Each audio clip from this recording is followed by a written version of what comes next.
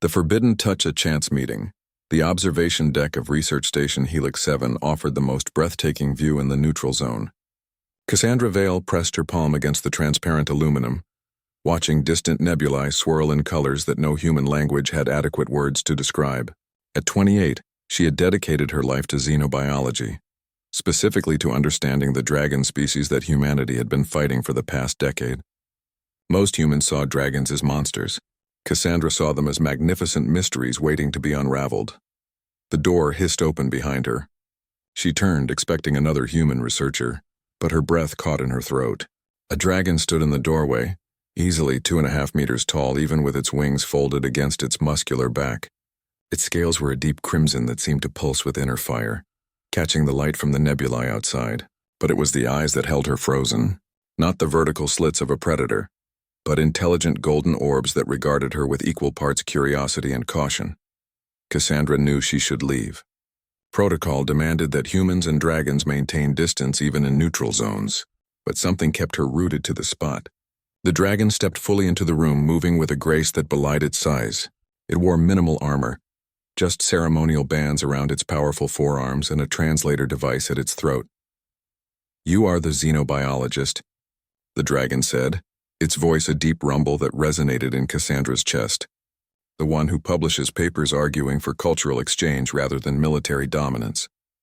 Cassandra found her voice, though it came out softer than she intended. "And you must be Draken, the diplomat who actually reads human scientific journals instead of just propaganda."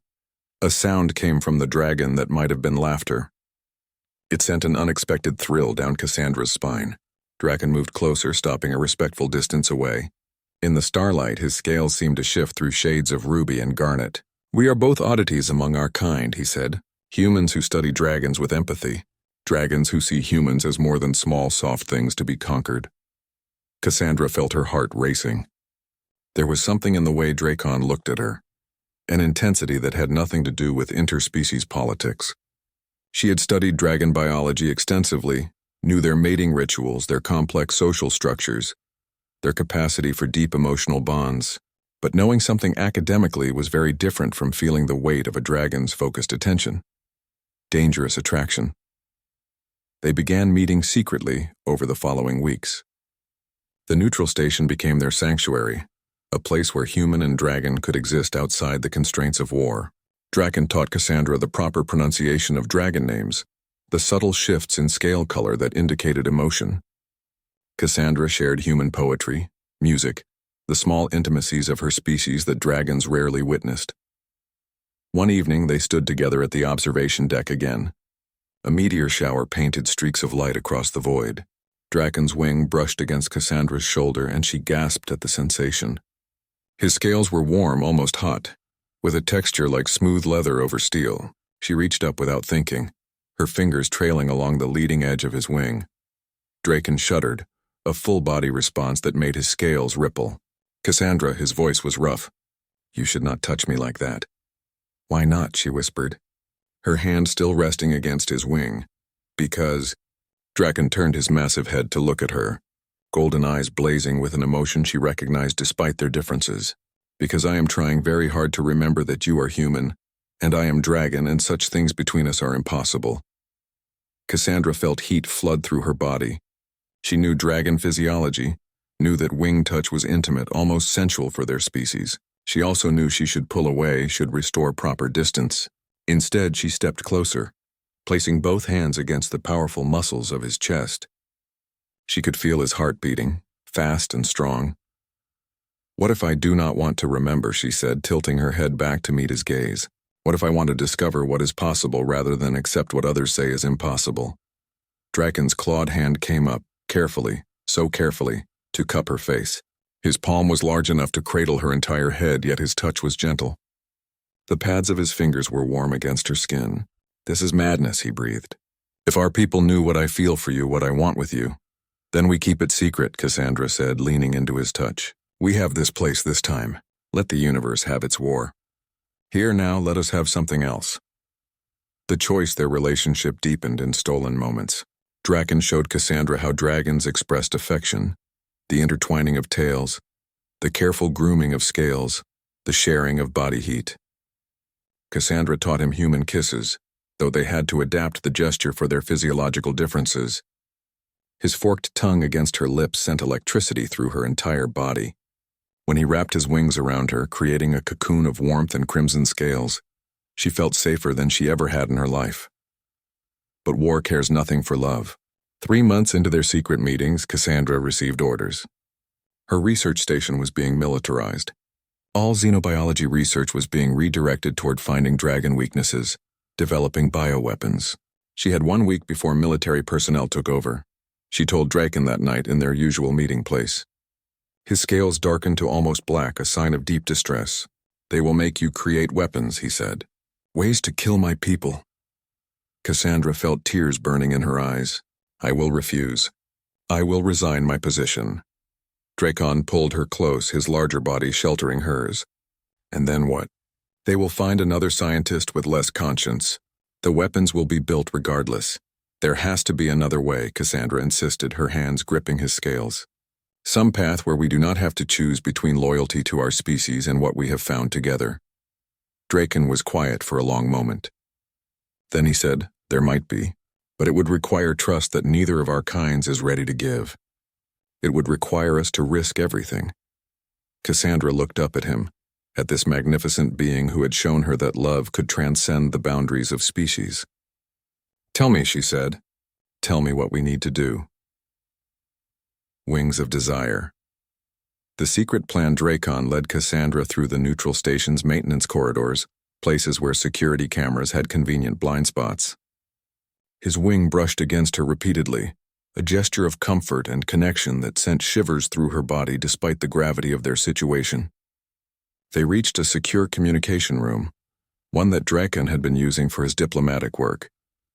"There are others like us," Draken said, activating a holographic display. "Both dragon and human, scientists, diplomats, even a few military officers who have grown tired of endless war. We have been building a network, gathering evidence." "Evidence of what?" Cassandra asked, studying the faces that appeared in the hologram. Dragons and humans she recognized from various publications and news broadcasts. Draken's scales shifted to a deep purple, the color of determination mixed with anger. Evidence that this war was manufactured, that mining corporations on both sides collaborated to create conflict over resources they could have easily shared. They profited while our people died. Cassandra felt cold shock wash over her. "How long have you known this?" 6 months, Draken admitted. "Since before I met you. I came to this station specifically to find sympathetic humans. What I did not expect was to find you, to feel what I feel." He turned to face her fully, his golden eyes luminous in the dim light. "Cassandra, if we release this evidence, if we expose the truth, it could end the war. But both our governments will brand us traitors. We will have nowhere to go except to each other." Cassandra reached up, running her hands along the ridges of scales on his chest. She had studied dragon anatomy extensively, knew where their sensitive spots were. Her fingers found the soft scales just below his throat, and Draken made a low rumbling sound that was pure pleasure. "I already have nowhere else I want to be," she said softly. "Show me everything. Let us burn down their lies together. Forbidden passion." They worked through the night, Cassandra's expertise in biology combining with Draken's political knowledge to create an undeniable case. But as dawn approached, the tension between them shifted from intellectual to physical. Draken's scales had been gradually shifting to a deep crimson mixed with gold.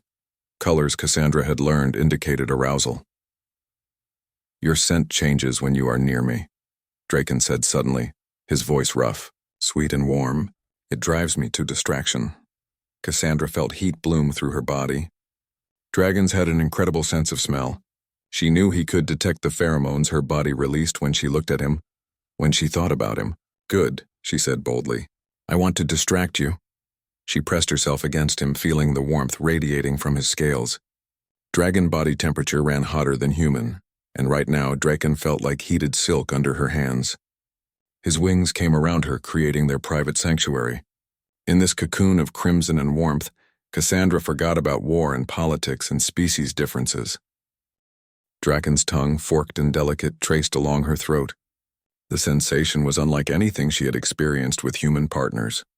Each touch sent sparks of electricity through her nervous system. His clawed hands moved with impossible gentleness, mapping the curves of her body through her clothing. "I have dreamed of this," Draken whispered against her skin, "of touching you without restraint, of showing you pleasures that only dragon and human together could discover." Cassandra arched into his touch, her breathing ragged. "Then show me," she gasped. "Teach me everything." What followed was hours of exploration and discovery. Draken's scales were sensitive in ways Cassandra had only theorized about in her research. Running her fingers along the membranes of his wings made him shudder with pleasure. The ridge of scales along his spine responded to her touch like nerve endings designed specifically for sensation. And when he used his tail to caress her legs, wrapping around her thigh with controlled strength, Cassandra thought she might lose her mind from the intensity. Dragons did not kiss like humans, but Draken had learned. His mouth was larger, his tongue longer and more dexterous. When he kissed her deeply, thoroughly, Cassandra felt claimed in a way that transcended physical pleasure. This was bonding, the dragon equivalent of mate selection, and she surrendered to it completely, the decision point they lay together afterward. Cassandra draped across Draken's chest, his wing covering her like a blanket. His heart beat strong beneath her ear, a rhythm slightly faster than human but steady and reassuring. His clawed hand stroked her hair with tender care. "In dragon culture," Draken said quietly, "when we choose a mate, it is for life. Our bonds are not easily broken. What we have done tonight, it is sacred to my kind." Cassandra lifted her head to meet his golden gaze. "And what does that mean for us?" "It means I will burn worlds for you," Draken said simply. "It means that you are mine and I am yours, regardless of what our species say is possible. It means that when we release this evidence and face the consequences, you will never face them alone." Tears pricked Cassandra's eyes. "I love you," she said. "I know it is madness. I know it defies everything our peoples believe. But I love you with everything I am." Draken's scales blazed brilliant gold, the color of pure joy. "And I love you, my Cassandra, my mate, my heart across the stars." The communication console beeped, breaking their moment. A message from one of their network contacts. The military takeover of the research station had been moved up. They had only hours, not days. "It is time," Draken said, helping Cassandra to her feet. "We release everything. We show both our peoples the truth about this war." Cassandra stood beside him, her hand on his scaled arm. "And then we run." "No," Draken corrected, his eyes blazing. "Then we fight. Together. For a future where what we have found is not forbidden but celebrated, where human and dragon can choose love over hatred." Cassandra activated the transmission protocols they had prepared, simultaneously across hundreds of channels, to news networks and military installations and government offices on both sides. The evidence began flowing. Corporate communications, falsified reports, financial transactions showing coordination between supposed enemies. The galaxy would know the truth within the hour, and Cassandra and Draken would become the most wanted fugitives in known space. As alarms began to sound throughout the station, Draken pulled Cassandra close. "Are you frightened?" he asked. She smiled up at him, fierce and determined. "Terrified," she admitted, "and alive in a way I have never been. Let us show them what happens when human passion meets dragon fire." The Unity Flame Revolution begins. The evidence spread like wildfire through both human and dragon territories. Cassandra and Draken had barely escaped the neutral station before military forces from both sides converged on their location. Now they fled through contested space in a small ship Draken had secretly prepared, watching as the galaxy began to tear itself apart in new ways. "We have started something we cannot control," Draken said, monitoring incoming transmissions. "There are riots on 17 human worlds. 3 dragon colony ships have mutinied against their admirals."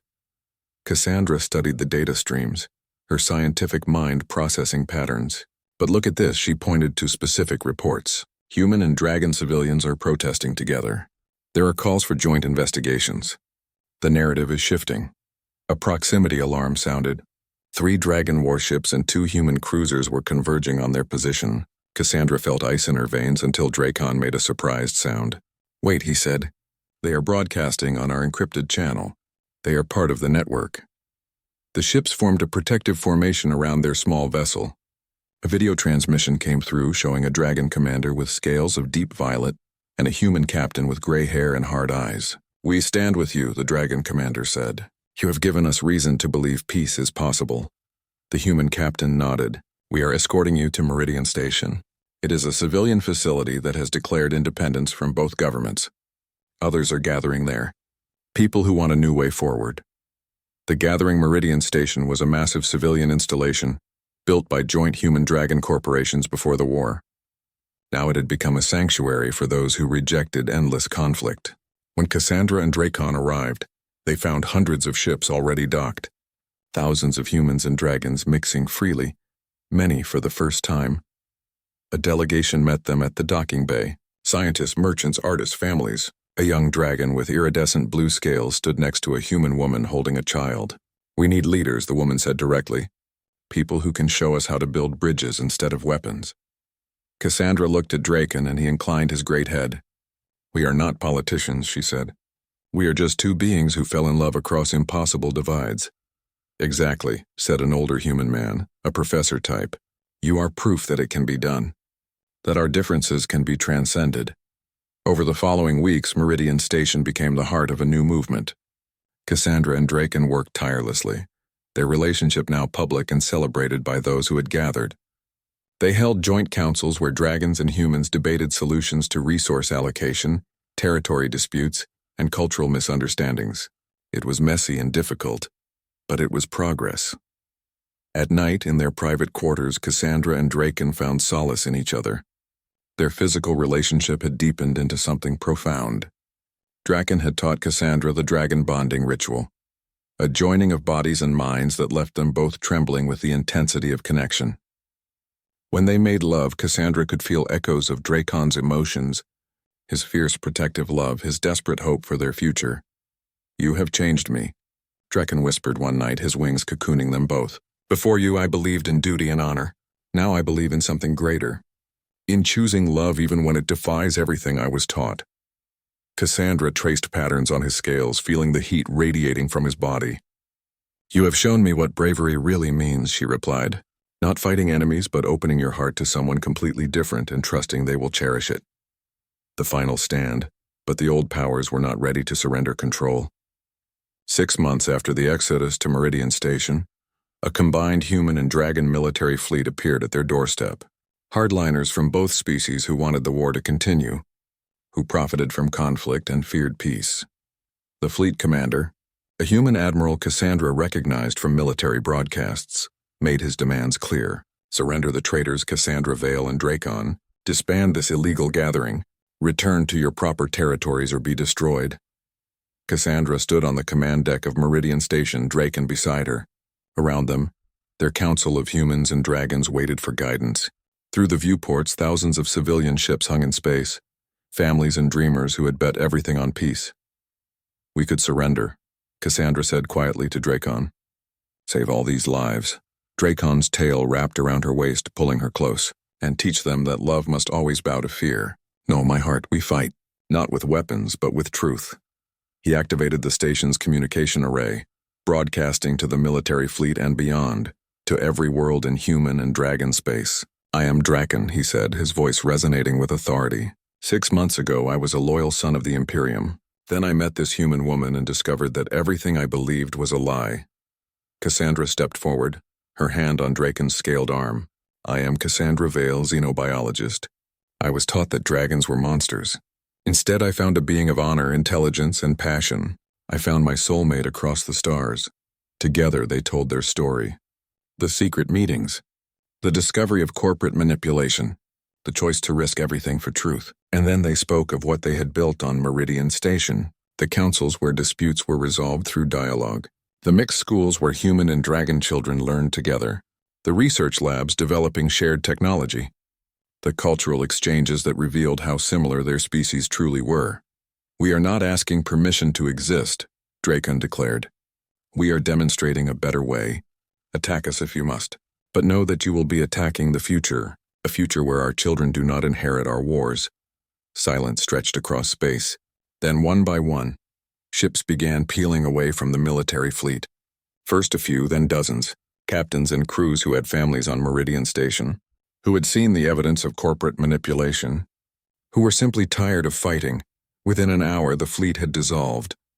The human admiral and dragon commander, who remained loyal to the old order, found themselves commanding empty ships. They retreated, broadcasting threats but unable to stop the tide of change. New dawn 1 year later, Cassandra stood at the observation deck where she and Dracon had first met. But now she stood on Meridian Station, which had grown into a city in space. Through the viewports, she watched ships of all kinds coming and going.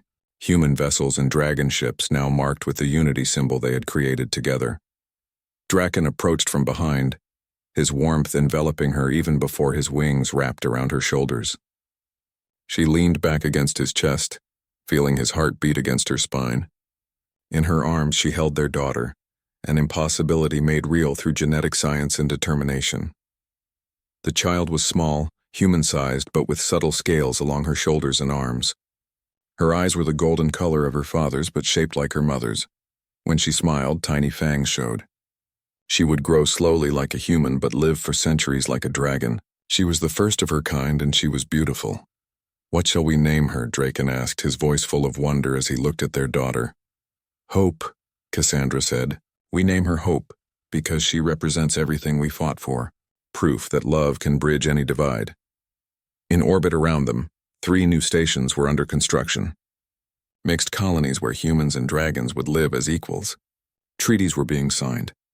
Trade agreements established. The corporations that had profited from war were being dismantled. It would take generations to fully heal the wounds of conflict, but the healing had begun. Cassandra turned in Draken's embrace, their daughter between them. "I love you," she said. "My dragon, my heart, my home." Draken lowered his great head, touching his forehead to hers in the gesture they had made their own. "And I love you, my Cassandra, my mate, my revolution. Together, we burned down hatred and built something beautiful from the ashes." As the station turned slowly in space, the light of a nearby star caught the unity symbol emblazoned on its hull. A human hand clasped with a dragon claw, surrounded by flames that represented not destruction but transformation. The galaxy had been changed forever by 2 beings who dared to love across impossible boundaries. And their story was just beginning.